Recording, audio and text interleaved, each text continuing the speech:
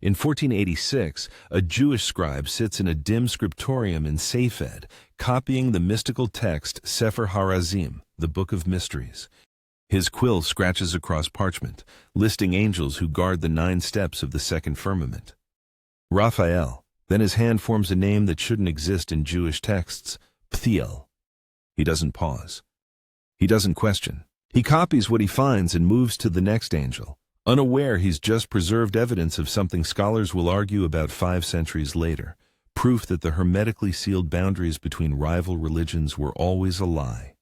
300 miles southeast, in the marshlands along the Tigris, Mandaean priests are performing masbuta, ritual baptism, invoking Uthras, divine messengers of light. They chant paired names in rhythmic cadence, Shilmai and Nidbai, Adathan and Yadathan. Each pair guards a threshold, each name rhyming or mirroring its partner like cosmic call and response. The priests don't know that fragments of these same names appear in Jewish incantation bowls buried in Babylonian ruins, or that centuries from now, scholars will find their cosmology echoing through Manichaean hymns, Zoroastrian prayers, and Gnostic codices buried in Egyptian sand.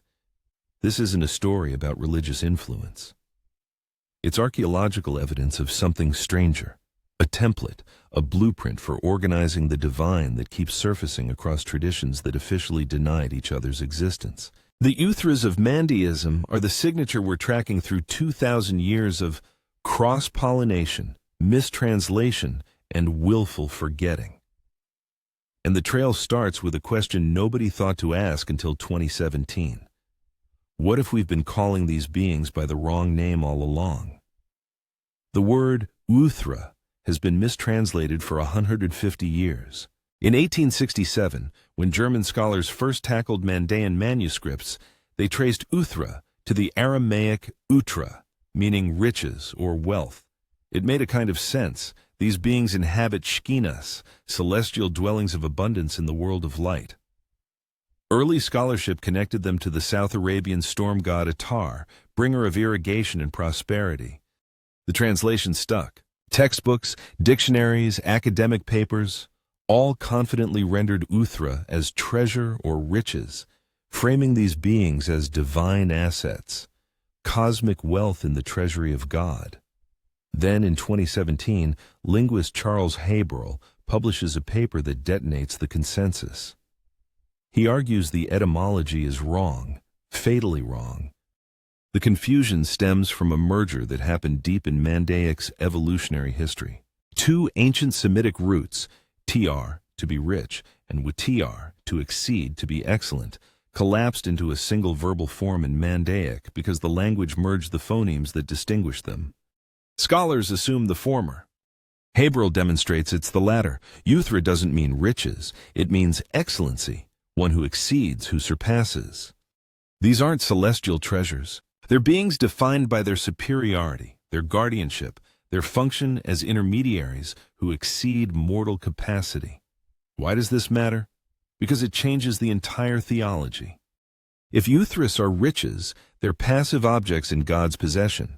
If they're excellencies, they're active agents with roles, jurisdictions, and cosmic responsibilities. The manuscripts support Haberl's reading. Uthras are natria, guardians.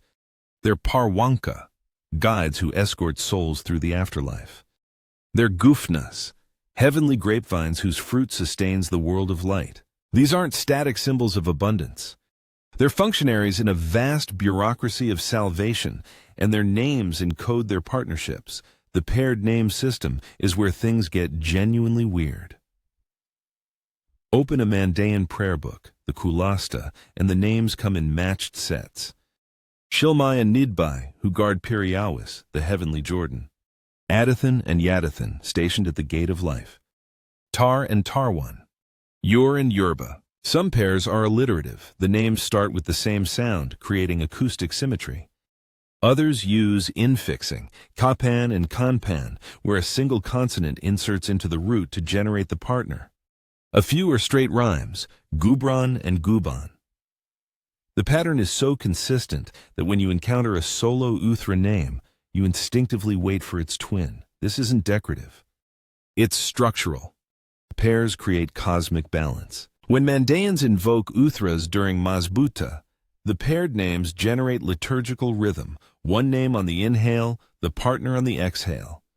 The manuscript illustrations reinforce it visually. In Zirin Raza Kassia, Uthras are depicted in circular arrangements, figures facing each other across the page. Nidbai mirrors Adathan's posture. Yadathan balances Hibil Ziwa, even when shown as trees in the Diwan Abatur. Date palms, fig trees, cotton plants with roots tangling into angel limbs, the paired Uthras flank the central figure, creating visual equilibrium. The rhyming names aren't poetic flourish. They're the mechanism by which cosmic order maintains itself through symmetry. Now here's where it explodes outward. Mandaeism isn't the only tradition doing this. In Manichaeanism, the dualistic religion founded by Mani in 3rd century Persia, brutally suppressed by both Rome and the Sassanids, celestial beings also come in matched pairs with rhyming names. Ixrushtag and Padvaxtag. The phonetic parallelism is identical to Shilmai and Nidbai. Manichaeanism even uses Ziwa as a divine epithet, Isho Ziwa, Jesus the Splendor, the Lightbringer who awakens Adam and Eve. That's the exact same linguistic structure as Mandaean Uthras, like Hibel Ziwa or Yawar Ziwa, where Ziwa, some radiance, marks origin from the world of light. Did Mandaeans copy Manichaeanism? Did Mani borrow from Mandaean prototypes? The chronology is murky. Mandaeism claims roots stretching back to the time of John the Baptist. Manichaeanism erupts in the 240 C, but both emerge from the same cultural cauldron. Mesopotamia under Parthian and Sassanid rule, where Zoroastrianism, Judaism, Christianity, and mystery cults bleed into each other through trade routes, syncretism, and the forced migrations of religious minorities. Scholars now suspect a shared source, oral traditions, ritual practices older than either religion, preserved in the naming conventions, because names are the stickiest element of religious transmission. The evidence of cross-contamination is written in clay. In 1888, archaeologists excavating Babylonian ruins unearthed ceramic bowls inscribed with Aramaic incantation spells, magic used by Jewish communities in late antiquity. The bowls are demon traps. You write the names of protective angels in spiraling text from rim to center, speak the incantation over the bowl, then bury it upside down to imprison malevolent spirits. One bowl, now in a German museum collection, contains a variant spelling, Abitur, not a known Jewish angel name, but unmistakably close to the Mandaean Uthra Abitur, the third life, father of Tahil the demiurge, weigher of souls in the afterlife scales. Why is a Mandaean Uthra inside a Jewish magic bowl? The standard explanation invokes cultural borrowing, a polite term meaning Jews and Mandaeans lived side by side in Babylonia and swapped supernatural tech. But this misses the deeper pattern. Abitur isn't just borrowed, he's adapted to fit Jewish cosmology while retaining his Mandaean function. He still weighs souls. He still guards a threshold. The bowlmaker doesn't erase his origin. He enlists him, recognizing that cosmic gatekeepers transcend sectarian boundaries when you need protection against demons. Then there's Pthiel in Sefer Harazim, the Book of Mysteries, a Jewish text from roughly the 4th century CE. The book lists angels by rank and function, organized across 7 firmaments. On the 9th step of the 2nd firmament stands Pthiel, surrounded by other angels whose roles involve guarding celestial palaces.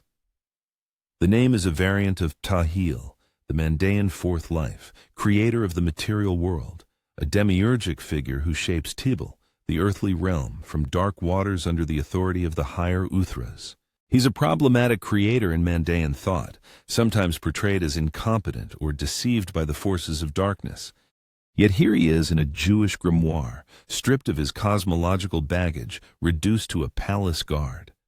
This isn't respectful ecumenicism, it's opportunistic syncretism. Magical practitioners don't care about theological purity. They care about results. If a Mandaean name commands power, if invoking Tahil or Abatar yields protection, healing, or control over spirits, then the name gets incorporated into Jewish spells, Christian amulets, or Manichaean hymns. The boundaries modern scholars draw between Jewish angelology and Mandaean cosmology didn't exist on the ground. They were porous, contested, and routinely violated by people who needed angels that worked. The structural parallels keep multiplying. Zoroastrianism, the dominant religion of Persia from the 6th century BCE until the Islamic conquest, organizes divine beings into yazata, worthy of worship, spirits of light who serve Ahura Mazda. The yazata include paired figures, guardians of cosmic order, beings who maintain the boundary between creation and chaos. Mandaean Uthras map onto yazata almost exactly. Both live in a world of light. Both serve an ineffable supreme deity. Hayi Rabi in Mandaeism, Ahura Mazda in Zoroastrianism, both fight against forces of darkness through ritual and invocation. Saba al-Dihizi's 2008 comparison isn't speculative, it's descriptive. The systems are too similar to be coincidence, too divergent to be direct copies. They're variations on a theme, suggesting a proto-cosmology, circulating through ancient Mesopotamia and Iran before any of these religions crystallized into orthodoxy. Then there's Sethian Gnosticism, the early Christian variant that revered Seth, third son of Adam, as a savior figure. Sethian texts like the Apocryphon of John describe the four luminaries, celestial beings who govern realms of light and preside over spiritual ascent. Mark Lofts identifies these four with the Mandaean quartet found in Kulasta, prayers, Rum Hai, mercy, In Hai, wellspring, Shum Hai, name, and Zamar Hai, singer. The correspondence isn't just numerical. The functions align. Both groups govern regions of the cosmos, both mediate between the supreme God and lower emanations, both guide souls through post-mortem trials. Lofts argues, Mandaeism preserves Sethian Gnosticism in fossilized form, the sole surviving tradition of a once widespread movement that Christianity spent centuries exterminating. But here's the twist that scholars still argue over. Did Mandaeism preserve Gnosticism, or did Gnosticism borrow from Mandaeism? The traditional narrative assumes Christian Gnosticism came first, sprouting from early Jesus movements in the 1st and 2nd centuries CE. Mandaeism, in this view, is a later offshoot, a heterodox Jewish Christian sect that fled Palestine after the destruction of the Second Temple. Except Mandaeans tell a different story. Their sacred texts, the Ginza Rabbah and Mandaean Book of John, trace their origins to John the Baptist, positioning Jesus as a heretic who distorted John's teachings. They claim an unbroken lineage back to Adam through Seth, Noah, and Shem, Sam Ziwa in Mandaean tradition, and Uthra, who brings gnosis to humanity. If that's even partially historical, then Mandaeism isn't borrowing from Gnosticism. Gnosticism is borrowing from them. The manuscript evidence suggests both are true. These traditions didn't evolve in isolation. They developed in conversation, sometimes cooperative, often hostile, always permeable. When Manichaean missionaries reached Mesopotamia in the 3rd century, they encountered Mandaean communities. Mani himself claimed to synthesize Zoroastrianism, Christianity, and Buddhism, but his cosmology, paired light beings, a world of darkness threatening creation, salvation through gnosis, reads like Mandaeism with different names. Zoroastrian priests borrowed demonology from Babylonian sources. Jewish scribes in Babylonia absorbed angelology from their Persian neighbors during the exile, then exported it back to Palestine when Cyrus allowed them to return. Christians fleeing Roman persecution hid in Parthian territory, where they encountered Mandaeans and Manichaeans. Every religious boundary was a frontier of exchange, and the Uthras are the tracers we can follow through this exchange.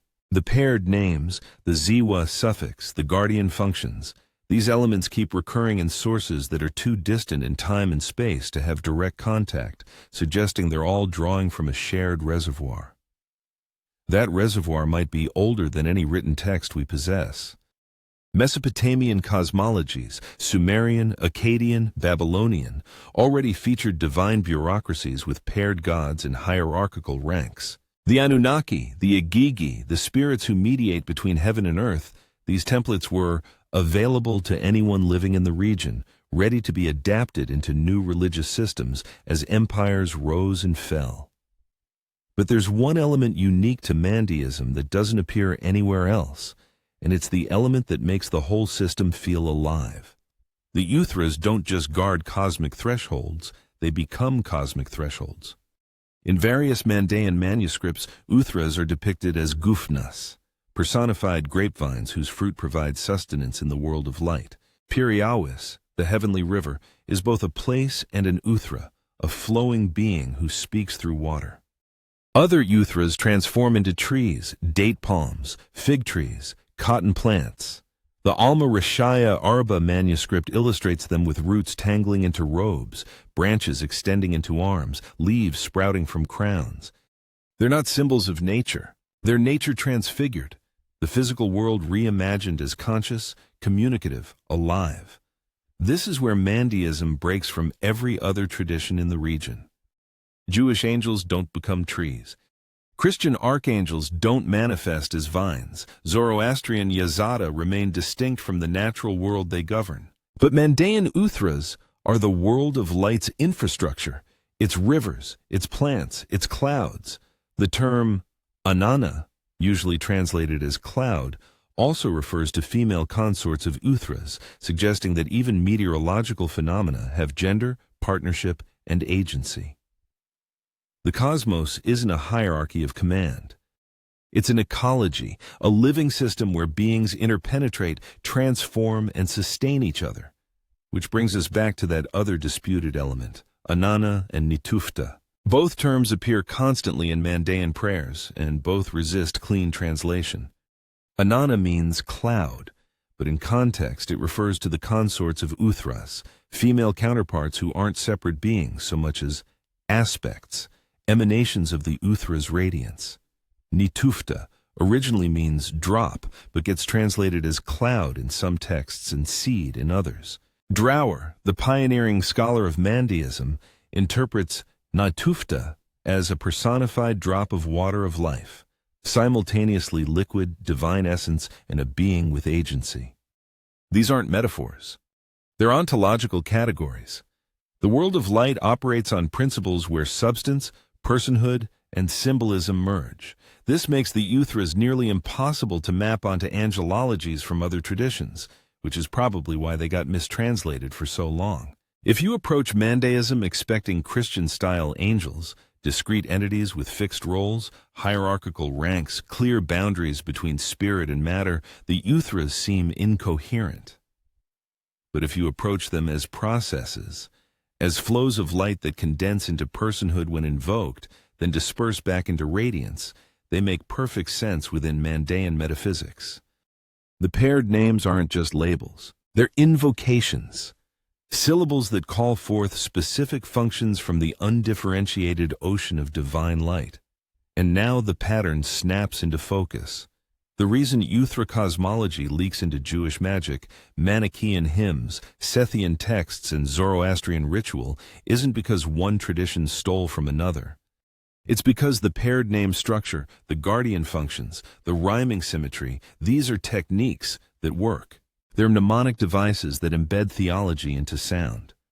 When a priest chants Shilmai and Nidbai, the rhythm creates a cognitive loop that reinforces the paired structure of the cosmos. When a scribe writes Pthiel into a Jewish grimoire, the name carries its function even if the scribe doesn't know the full Mandaean backstory.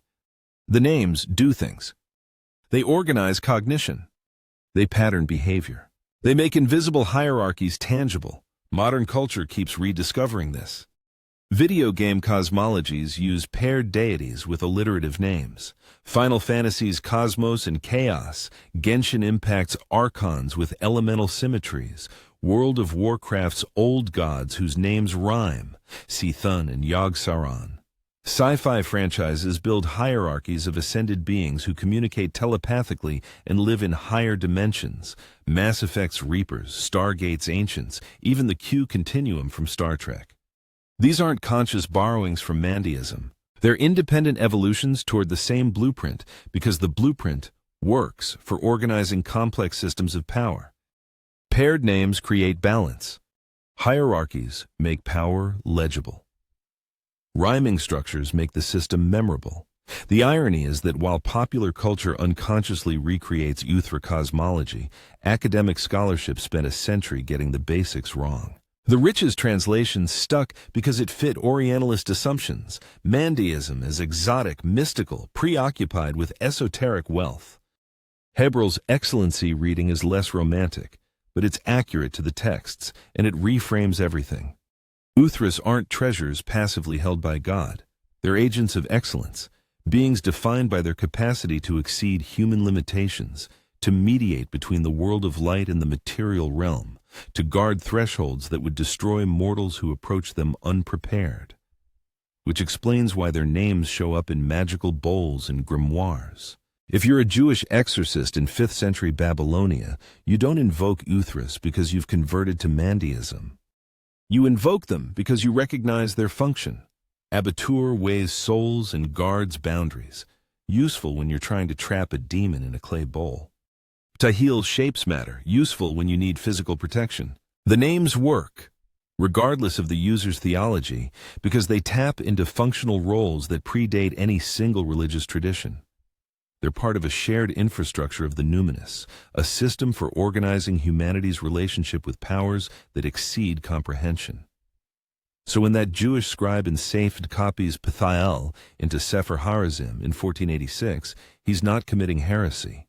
He's maintaining continuity with a practice that's already 1,000 years old, incorporating foreign names into Jewish cosmology because the names do something.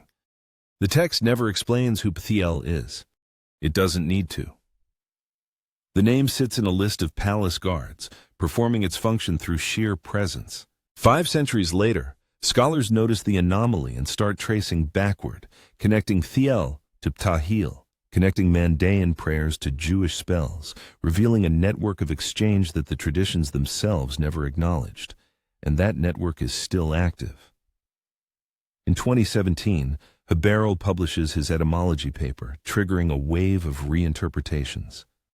Mandaean studies, long a niche within a niche, suddenly matters for understanding how religious cosmologies form, transmit, and mutate. The Uthras stop being an obscure footnote in Gnostic scholarship and become evidence of process. The process by which humans build systems to organize their experience of transcendence, then trade those systems across boundaries of language, culture, and doctrine. The question hanging over all of this isn't who invented the Uthras, it's what makes a cosmology sticky. Why do paired names with rhyming syllables recur across 3,000 years of religious history? Why does the guardian of thresholds role appear in nearly every tradition that develops complex angelology? Why do celestial hierarchies organized into ranks, Yushamin, Abatur, Ptahil, the Uthras, the Shkinas, feel intuitively correct even to people encountering them for the first time? Part of the answer is cognitive. Human brains are pattern recognition engines. We like symmetry. Paired names satisfy our craving for balance. Hierarchies let us model complex systems through analogy with human organizations. Rhyming structures aid memory, which matters when these names are transmitted orally for centuries before getting written down. The Uthras aren't arbitrary. They're optimized for human cognition, which is another way of saying they're designed to be believed, internalized, and transmitted. But there's something else happening, something harder to articulate. When you read Mandaean prayers in the original classical Mandaic, the paired names create a sonic texture that English translation obliterates. Shilmai u Nidbai doesn't just mean two guardian Uthras. The phonemes create a call and response, a linguistic mirroring where the first name's ending becomes the second name's beginning. You can't say one without anticipating the other. The names want to be said together, and in being said together, they enact the cosmic pairing they represent. This is why the rhyming name system spreads. It's not that later traditions consciously imitate Mandaeism. It's that once you encounter the technique, once you experience how paired names with symmetrical structures make abstract cosmology feel real, you can't unlearn it. It becomes part of your toolkit for building sacred systems. Manichaeans use it. Jewish mystics use it. Video game designers use it. The blueprint persists because it solves a fundamental problem. How do you make hierarchy feel legitimate? How do you make power feel natural? How do you organize the infinite into categories humans can grasp? And that brings us to the final piece, the one that makes this whole story matter beyond academic theology. The Uthras represent a cosmology that's fundamentally ecological, not imperial. Christian angelology, especially in its medieval systematization, models heaven on a royal court. Seraphim, cherubim, thrones, dominions, the language is explicitly political, mapping divine order onto feudal hierarchy.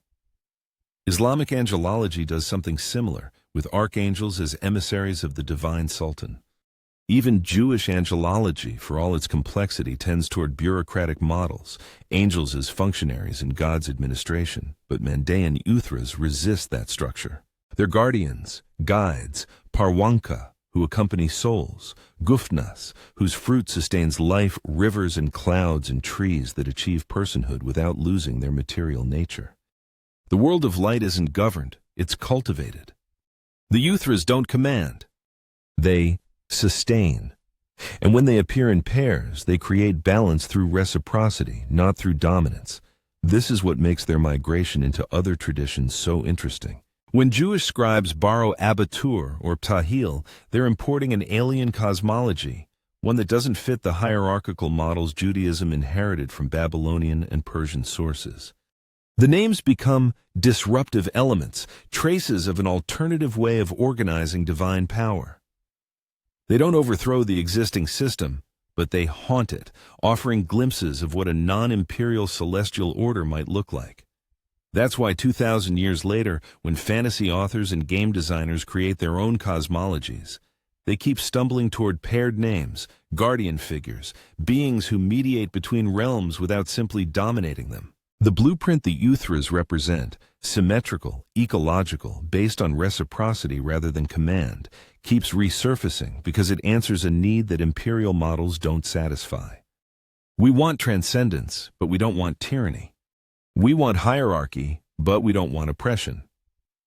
The Uthras offer a middle path, beings of excellence who guard without controlling, who guide without commanding, who sustain the cosmos through partnership rather than power. So the next time you encounter paired angel names in a video game, a fantasy novel, or a mystical text, ask yourself, is this an accident? Or are you looking at the latest iteration of a template that's been circulating since Babylonian clay tablets, surfacing in Mandaean prayers, Jewish spells, Manichaean hymns, Gnostic codices, and now digital media?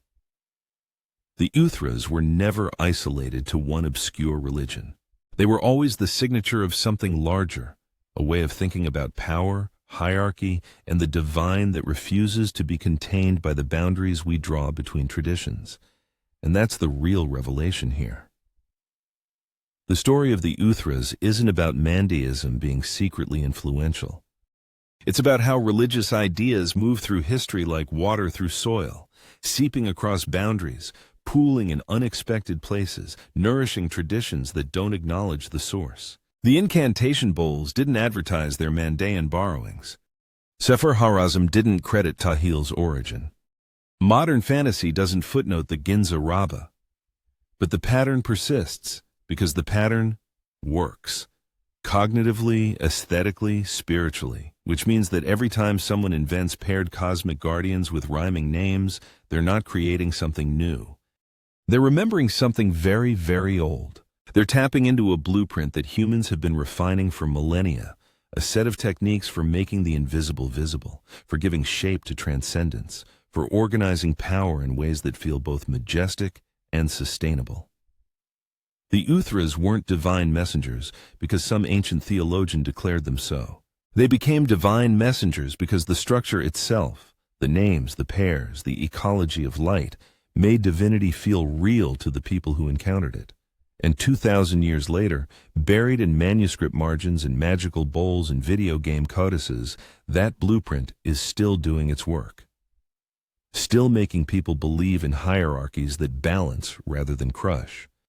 Still making people imagine powers that guide rather than dominate. Still teaching us that the best way to organize the infinite isn't through pyramids of command, but through networks of reciprocity, where every name has a partner, every guardian has a threshold, and every drop of light knows its way home.